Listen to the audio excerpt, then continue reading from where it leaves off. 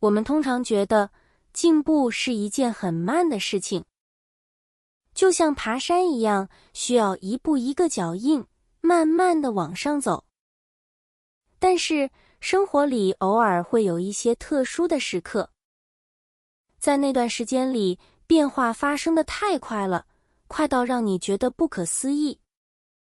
就像一辆车突然冲上了高速公路，或者是积蓄了很久的力量，一下子全部爆发出来。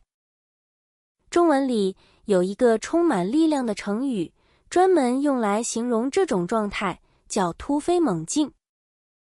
这个词的画面感非常强。突是突然，飞是飞翔，猛是猛烈，充满力量。连在一起，它描述的不是那种温吞的、慢慢的改变，而是一种爆发式的，甚至带有冲击力的向前冲刺。我们在什么时候会用到突飞猛进呢？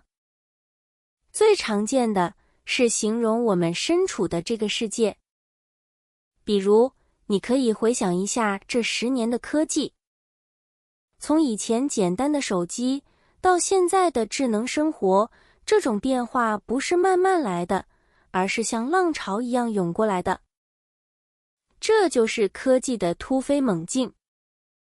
当然，我们也常常用它来形容学习或者技能。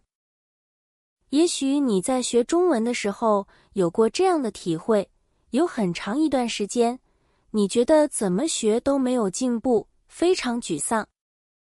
可是突然到了某一天，你好像开窍了，听力变好了，说话也流利了。那种跨越式的进步就是突飞猛进。不过，这个成语最迷人的地方，其实在于它背后的逻辑。虽然突飞猛进形容的是一种快，但它往往是慢的结果。没有之前长久的积累，就不可能有后来的爆发。鸟儿要飞起来，必须先用力拍打翅膀。所以，当你听到有人在突飞猛进时，不要只看到他的速度。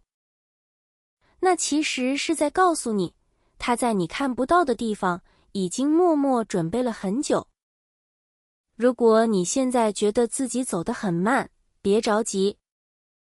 也许你正在为下一次的突飞猛进积蓄力量。